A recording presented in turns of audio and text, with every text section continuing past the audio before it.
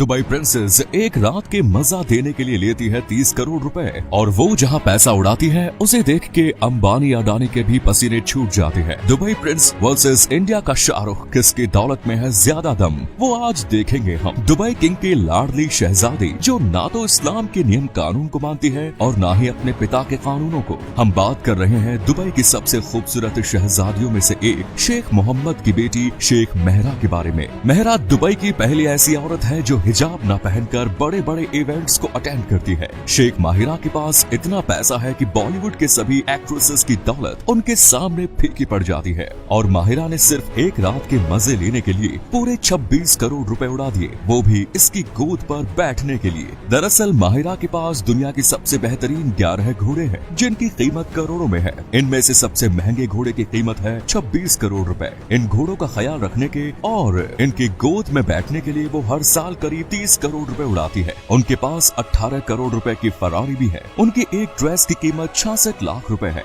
और इसके साथ वो 2 करोड़ रुपयों का हैंड बैग भी इस्तेमाल करती है। महरा अपनी पढ़ाई पूरी करने के बाद वो अपने पिता के साथ दुबई के डेवलपमेंट में लग गई थी। यही कारण है कि आज उनकी एक साल की कमाई करीब 7200 करोड़ रुपए मानी जाती है, जो हमारे भारत के रतन टाटा जी की दौलत से भी कई गुना ज्यादा है। और इसी भारत के सुपरस्टार शाहरुख खान के पास इतना पैसा है जिससे वो KGF स्टार रॉकी भाई को 10 बार खरीदकर 20 बार बेच सकते हैं। और अगर 100 लोग भी SRK का पैसा गिनने बैठे तो इसे गिनने में 1 साल लग जाएगा, क्योंकि वो दुनिया के दूसरे सबसे महंगे एक्टर हैं और उनसे मिलने के लिए उनके फैंस तरस जाते हैं। और शाहरुख एक मूवी करने का 100 करोड़ रुपए चार्ज करते हैं। बात करें शाहरुख की नेटवर्थ की तो ये करीब 12,000 करोड़ रुपए है। शाहरुख का ज्यादातर पैसा घरों को खरीदने में जाता है। उनके पास दुबई के साथ साथ लंदन में भी आलीशान घर है। भारत में वो अपने परिवार के साथ मन्नत नाम के घर में रहते हैं जिसकी कीमत 200 करोड़ रुपए से ज्यादा मानी जाती है। अलीबाग में उनके पास 259 करोड़ रुपयों का घर है जो देखने में घर नहीं बल्कि कोई आलीशान रिजॉर्ट लगता है। साथ ही दुबई में उनके पास 20 करोड़ का सिग्नेचर विला भी है।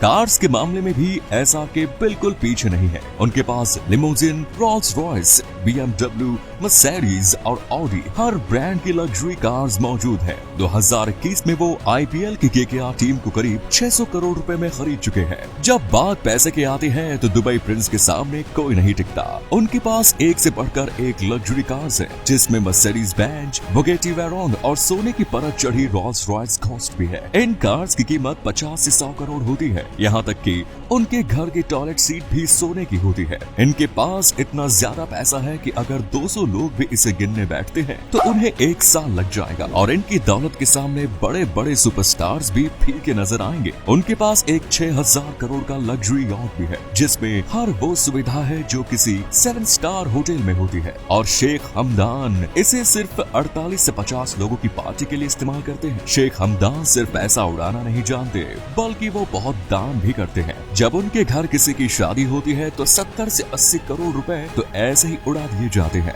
और दुनिया के बड़े बड़े बिजनेसमैन को इनवाइट किया जाता है। खास मेहमानों को 2 से 3 करोड़ की कार्स और सोने की अंगूठी दी जाती है। दुबई प्रिंस को बाज बहुत ज्यादा पसंद है। एक बार जब वो फॉरेन ट्रिप पर गए तो अपने साथ प्लेन में 80 बाज लेकर गए और पूरा प्लेन उन्होंने इनके लिए बुक करवा दिया। दुबई प्रिंस को अरबी घोड़े बहुत पसंद है और जब इनकी रेस होती है तो इन पर करोड़ों रुपए उड़ाते हैं। उनकी नेटवर्थ आज के समय पर $6.5 बिलियन है। दुबई प्रिंस जितना शान शौकत से अपनी जिंदगी जीते हैं उतनी ही शान शौकत से बनाया गया बुर्ज खलीफा आज दुनिया की सबसे ऊंची इमारतों की गिनती में नंबर 1 पर आता है, जो सिर्फ दुबई को बाकी देशों के मुकाबले एक अलग ही पहचान नहीं देता बल्कि इसको बनाने का कारण कुछ और ही है। दरअसल 1990 से 2000 के बीच इस समय काल में दुबई अपने देश के इकोनॉमी डेवलपमेंट के लिए सिर्फ और सिर्फ पेट्रोकेमिकल्स और फिश एक्सपोर्ट्स के ऊपर ही निर्भर था, जिसकी वजह से वो अमेरिका, चाइना और रशिया जैसे देशों के मुकाबले बहुत ही पीछे था। इस वजह से दुबई के प्रिंस चाहते थे कि जैसे तैसे करके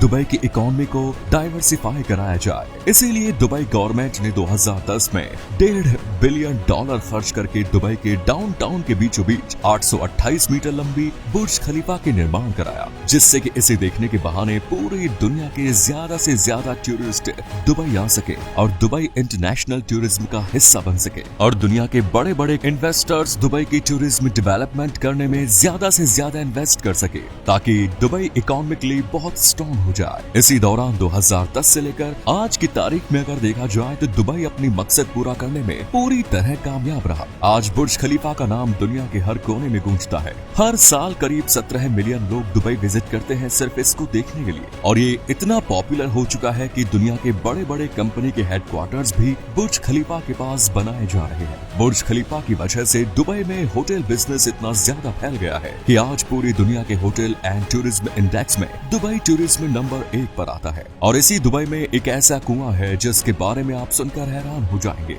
आमतौर पर जब हम किसी कुएं से पानी निकालते हैं तो उसका पानी धीरे धीरे खत्म होता है, पर सऊदी अरेबिया के मक्का शहर के कुएं से जब जमजम का पानी निकलता है तो इसमें कुछ ऐसा चमत्कार होता है कि ये कभी खत्म नहीं होता, चाहे फिर इससे कितना ही पानी क्यों न निकाल लिया जाए। ये पानी इस्लाम धर्म के लोगों के लिए किसी अमृत से कम नहीं। हर दिन इस कुएं से हजारों लीटर पानी निकाला जाता है, लेकिन न तो ये कुआं आज तक सूखा है और न ही इसमें पानी की कमी पड़ी है। ऐसा कहा जाता है कि हजारों सालों पहले पैगंबर इब्राहिम अपनी पत्नी हाजरा और अपने बेटे हजरत इस्माइल को अल्लाह के आदेश के मुताबिक रेगिस्तान के बीच में छोड़ देते हैं। कुछ समय के बाद इस्माइल को प्यास लगती है और वो तड़पने लगता है। तभी एक चमत्कार होता है और रेत के बीच से पानी निकलने लगता है। इसी जगह पर बाद में कुएं को बना दिया गया और आज दुनिया इसी को जमजम के पानी के नाम से जानती है। मक्का मदीना में हज की यात्रा पर गए लोग न सिर्फ इस पानी को पीते हैं बल्कि पवित्र भी मानते हैं। लेकिन सवाल तो ये है कि रेगिस्तान के बीच ये पानी कहां से आता है। तमाम शोध करने के बाद पता चलता है कि ये पानी मक्का के पहाड़ों में बनी दरारों से आता है, और ये दरारें तब बनी जब इस्माइल ने अपने पैरों को जमीन पर रगड़ा था।